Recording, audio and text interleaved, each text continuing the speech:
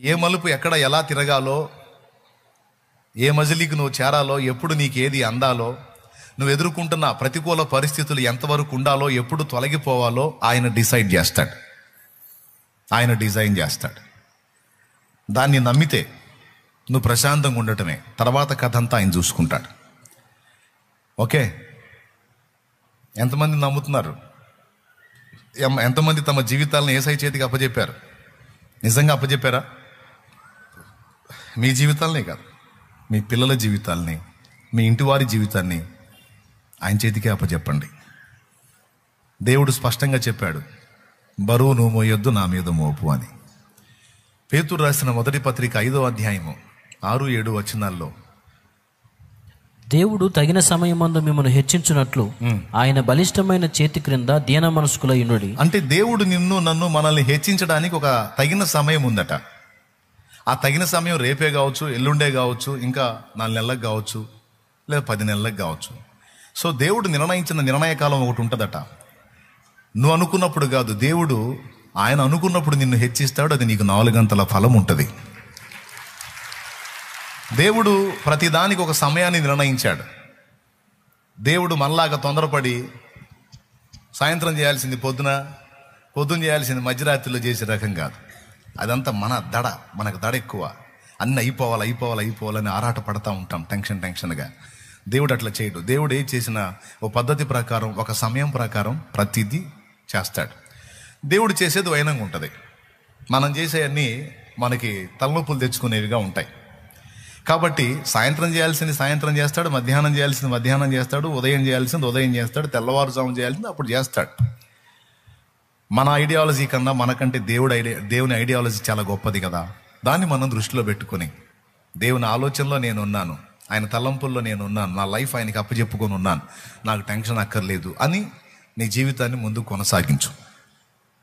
సైతానుగాడు ఎంత కుట్ర చేస్తాడంటే, వాడు దుర్మార్గుడు, ఈరోజే మనం సాగుపోయేటప్పుడు పరిస్థితి ఎట్టుంటుందో మన ఊహల్లోకి వచ్చేటట్టు చేస్తాడు.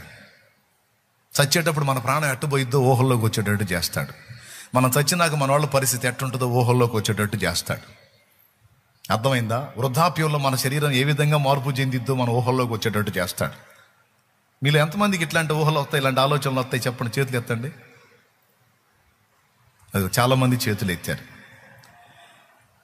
ఏమండి, కొన్ని వ్యతిరేక పరిస్థితులు మన తలంపుల్లోకి తీసుకొచ్చి, ఏమండి ఇప్పుడు షుగర్ వచ్చింది అని రిపోర్ట్ వచ్చింది అనుకో, ఆ షుగర్ తర్వాత ఇంకేమేం జరగబోతుందో ఇక మొత్తం తలంపుల్లోకి తీసుకొస్తాడు వాడు. ఫలానా బలహీనత, కొంచెం బీపీ ఎక్కువ కనపడుతుంది అన్నారు అనుకో, ఇక బీపీ వల్ల ఏమేమి జబ్బులు వస్తాయో మొత్తం మైండ్లో తీసుకొస్తాడు వాడు. అర్థమైందా? ఏ రోగం లేకపోయినా సరే రోగాలు ఉన్నోళ్ళని చూపించి, వాళ్ళు నీకంటే బాగున్నోళ్ళు ఇప్పుడు వాళ్ళు రోగులు అయ్యారు, నువ్వు మాత్రం కావని గ్యారెంటీ ఏందని వాడు ఆలోచనలో తెస్తాడు. అదిగో ఆ ఫ్యామిలీ పచ్చగా ఉంది ఒకప్పుడు, ఇప్పుడు చూడు ఎట్లా అయిపోయిందో, నీ కుటుంబం అలా కాదని గ్యారెంటీ ఏంది అని తీసుకొస్తాడు వాడు. ఇట్లాంటి ఆలోచనలు సాతాను తెస్తాడు అనడానికి బైబిల్లో నిరూపణ ఉంది. ఏబు దగ్గరికి వాడు ఇలాంటి ఆలోచనలే తీసుకొచ్చాడు. మనల్ని మానసికంగా మనల్ని వేటాడటంలో మంచి పనోడు. మెంటల్ టార్చర్ అంటారే, మానసికంగా ఒత్తిడి గురి చేయటం, ఇబ్బంది పెట్టడం, అందులో మంచి నైపుణ్యం కలిగినోడు సైతాను, వాడి దెయ్యాలు. మనల్ని ఆ విధంగా చేయడాన్ని కుట్ర చేస్తారు. మన రక్షణానందాన్ని, దేవుని యందలి విశ్వాసాన్ని బట్టి మనం ఆయనలో కలిగి ఉండే ఆనందాన్ని మనకు దక్కకుండా చేయటానికి వాడు చేసే దుర్మార్గపు ఆలోచనలు, కుట్రలు, ఇవన్నీ. వీటన్నిటికీ విరుగుడు ఒక్కటే, విశ్వాసం. నేను నా దేవుని యందు విశ్వాసం ఉంచాను. నిన్నటికి నా దేవుడు నాకు తోడై ఉన్నాడు, నేటికి తోడై ఉన్నాడు, రేపటికి కూడా తోడై ఉంటాడు. నా ప్రతి ఘట్టములో ఆయనే తోడై ఉండి ఆయన చిత్త ప్రకారం నడిపిస్తాడు. ఒకవేళ శ్రమలు పొందాలి అనేది ఆయన చిత్తం అయితే దాన్ని నేను తప్పించుకోగలనా? ఆయన చిత్తమే సిద్ధించుగాక. ఓకే, కాబట్టి సాతానా పో, ఈరోజు సంగతి ఈరోజు ఆలోచించమన్నాడు. రేపటి గురించి విచారించొద్దని చెప్పాడు యేసయ్య. రేపటి గురించి విచారించొద్దని నా ప్రభు చెబితే నేను విచారిస్తే ఆయన మాట మీరి పాపం చేసిన దాన్ని పాపం చేసిన అవుతా కదా. కాబట్టి రేపటి గురించి నేను ఆలోచించనని తోసేయండి. ఎందుకంటే నువ్వు ఆలోచించావనుకో, దేవుడు ఆలోచించటం మానేస్తాడు. ప్లీజ్, మళ్ళీ చెప్తున్నా, నువ్వు ఒత్తిడి ప్రెజర్కి గురయ్యావు అనుకో, దేవుడు ఆలోచించటం మానేస్తాడు. నువ్వు దేవుని మీద విశ్వాసంతో వదిలేసావు అనుకో, అప్పుడు దేవుడు ఆలోచించడం మొదలు పెడతాడు. నిజం. నువ్వు పట్టించుకొని నువ్వు ప్రాకులాడి నువ్వు పరిగెత్తినంత వరకు దేవుడు మౌనం అయిపోతాడు. సరే కానీ తిప్పలు పడుతున్నావుగా పడు అని. నా వల్ల కాదు నాయన, నీ చేతికి అప్పచెప్తున్నాను ప్రభా, నీకు ప్రార్థన చేసి నీ వైపు చూడటం తప్ప నా చేత ఏమీ కావట్లేదు అని నువ్వు అప్పచెప్పినట్లయితే అప్పుడు దేవుడు ఎలా జోక్యం చేసుకుంటాడో, అన్నీ ఒక కొలిక్కి ఎలా వస్తాయో అప్పుడు నువ్వే చూస్తావు నీ కళ్ళారా. ఎందుకంటే ఇవన్నీ నేను అనుభవించి చెప్తున్నా. 22 సంవత్సరాలుగా ఆయనతో కాస్తో కోస్తో నడిచి నేను అనుభవించిన విషయాలు మీకు నేర్పుతున్నా. దయచేసి ఇలాగ మీరు తీసుకోండి. అప్పుడు మీకు ఆల్రెడీ ఏదైనా రోగాలు వచ్చినా కూడా కంట్రోల్ అయిపోతాయి, డెవలప్ కావు, కంట్రోల్ అయిపోతాయి. ఎప్పుడైతే ఈ బరువు దేవుని మీద దించుకుంటారో అన్ని విషయాల్లో సెట్ రైట్ అవుతారు.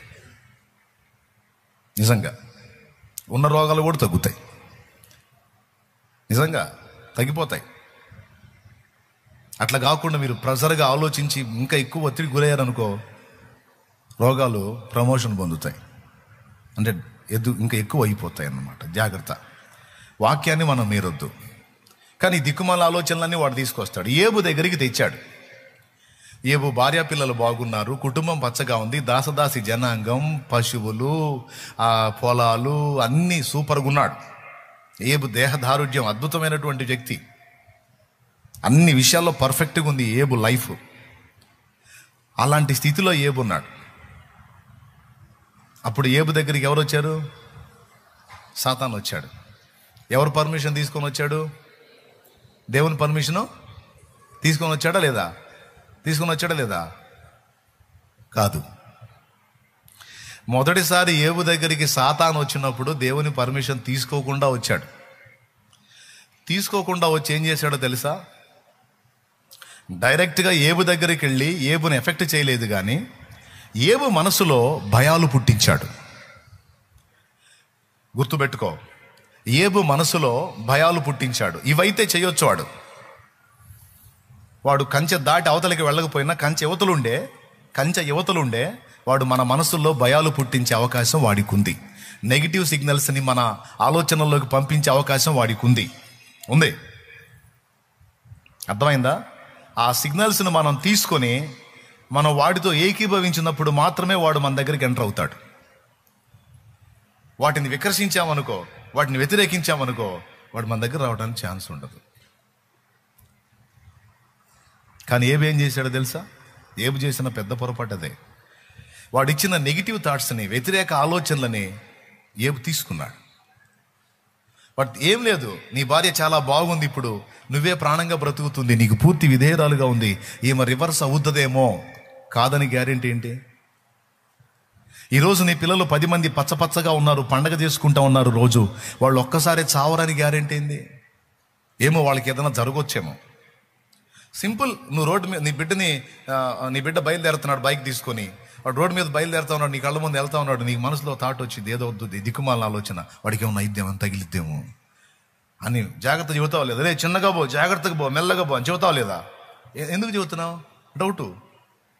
వాడికి ఏమన్నా అయిద్దేమో, వాడికి ఏమైనా తగిలిద్దేమో, ఏమైనా జరుగుతుందేమో, ఎదురు వార్త వచ్చిద్దో అని.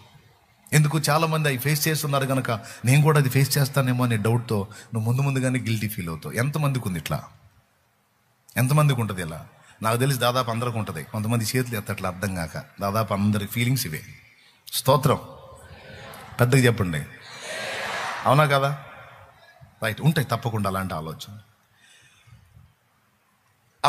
నీకు వచ్చినప్పుడు నువ్వేం చేస్తావు? నాకు వచ్చినప్పుడు నేనేం చేస్తానంటే, నేను ఆలోచించి కంగారు పడి ఏం చేస్తున్నావు? దేవుడు నిర్ణయించింది ఎవడు తప్పిస్తాడు? ఆయన చిత్తం. కాపాడిన ఆయనే, అప్పచెప్పిన ఆయనకే అప్పచెబుతాను, వదిలేస్తాను.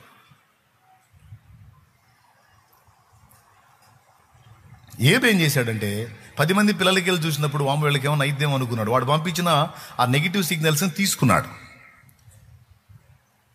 అట్లా ఏబుని ప్రిపేర్ చేసి అప్పుడు పోయాడు సాతాను దేవుడి దగ్గరికి.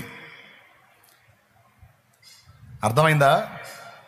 ఏబు మంచి భక్తిపరుడే, యథార్థవంతుడే, న్యాయవంతుడే, యెహోవా యందు భయభక్తులు కలిగి చెడుతనం విసర్జించిన వాడే, కానీ రేపటి విషయంలో నిన్ను నమ్మట్లేదు. తన రేపటిని గూర్చి అతని ఆలోచనలన్నీ వ్యతిరేకంగా ఉన్నాయి. నాకు కొద్దిగా సంధించాడు, నువ్వు ఛాన్స్ ఇస్తే ఓ చూపు చూస్తా. చివరికి ఏవేవైతే సాతాను ఆలోచనలను తీసుకొని వ్యతిరేకంగా అనుకున్నాడు అవన్నీ జరిగినాయి, మొత్తం జరిగినాయి. అది ఏబే చెప్పాడు. ఏబు గ్రంథము 3వ అధ్యాయము 25వ వచనంలో ఏబే చెప్పాడు, ఏది వచ్చునని నేను బహుగా భయపడితునో అదే నాకు సంభవించుచున్నది, నాకు భీతి పుట్టించినదే నా మీదకి వచ్చుచున్నది. అద్దుగో ఆ మాట అండర్లైన్ చేసుకోండి. ఇంకా కొత్త వాళ్ళు ఎవరైనా ఉంటే చూడు ఏమని చెప్తున్నాడు. ఏది వచ్చిద్దని అనుకున్నానో అదే వచ్చింది అన్నాడు. అంటే ఏబు జీవితంలో జరిగినటువంటి పిల్లలు చచ్చిపోవటం కానీ, భార్య రివర్స్ అవటం కానీ, తన దేహం పాడైపోవటం కానీ, ఆస్తులంతస్తులు పోవటం కానీ, దాసదాసి జనాంగం వెళ్ళిపోవటం కానీ, ఈ రివర్స్ పరిస్థితులన్నీ కూడా ఏబు ముందే ఊహించాడట, ఏబు ముందే అనుకున్నాడట.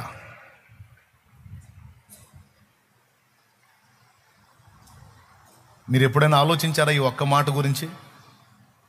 అలా వ్యతిరేకంగా ఆలోచించిన కారణం చేత ఏబుకు అలాంటి పరిస్థితులు రప్పించాల్సి వచ్చింది దేవుడు. ఆ మాట ఏబే చెప్తున్నాడు, ఏది వచ్చిద్దని నేను బహుగా భయపడ్డానో అదే నాకు వచ్చింది.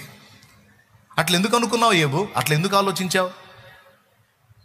ఏం చేద్దాం, నా కర్మగాలి అలాంటి ఆలోచనలు, దిక్కుమాల ఆలోచనలన్నీ నాకు వచ్చినాయి జరిగినాయి.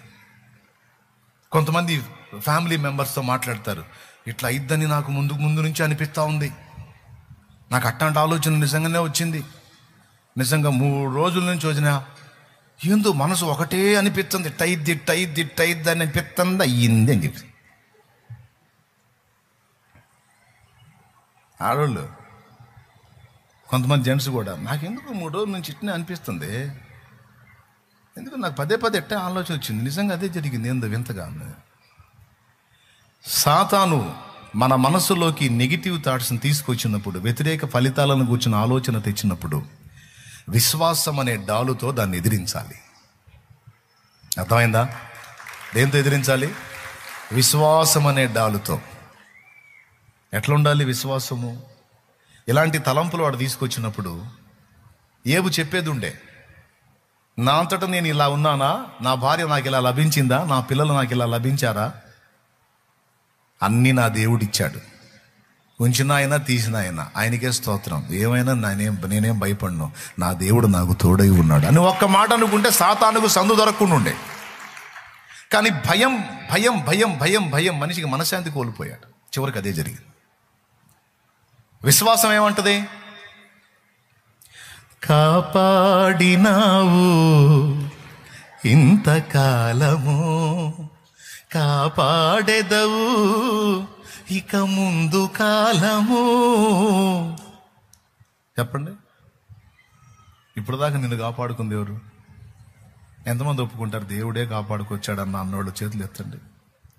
ఆయన కాపాడకపోతే నువ్వేడ బతుకున్నావు? ఆ యాక్సిడెంట్లో నా కరెంటు పట్టుకున్నప్పుడు ఎప్పుడు పోయేదాన్ని. కానీ ఎన్నో అపాయాల్లోంచి నిన్ను కాపాడుకుంటూ వచ్చి పట్టాడు అన్నం పెట్టి ఈరోజు బతకనిచ్చింది ఎవరు? ఇప్పుడు చెప్పు, దేవుడి దేవల్ల నేను ఇంకా బతికున్నా, లేకపోతే ఎప్పుడో నా టికెట్ అయిపోయేది. రైట్, అందరూ ఒప్పుకుంటారు. ఇప్పటిదాకా నిన్ను కాపాడిన వాడే ఇక ముందు కాపాడగలడు. ఆయన దేనికైనా నిన్ను అప్పచెప్పదలుచుకుంటే దాన్ని ఆపే దమ్ము ఎవడుకుంది? కాబట్టి నా ప్రభు చిత్తమే జరుగును గాక. Amen amen. కాబట్టి నువ్వెందుకు కంగారు పడాలి? ఆయన నన్ను దేనికైనా అప్పచెప్పాడంటే అనవసరంగా అప్పచెప్పాడు. దేనికైనా అప్పచెప్పాడంటే దానికి 4 అంతల లాభం నాకుంటేనే అప్పచెబుతాడు. నా తండ్రి ఏది చేసినా నా మేలుకే 100% చేస్తాడు, నా ప్రయోజనం కోసం చేస్తాడు, కానీ నా కీడును కోరేవాడు కాదు అనే విశ్వాసం ఉండాలి కదా. ఇప్పుడు బాడండి అందరూ. కాపాడినావు కాపాడెదవు, కాపాడినావు ఇంతకాలము, కాపాడెదవు ఇక ముందు కాలము. నిన్ను మరువనయ్యా నా జీవితాంతము,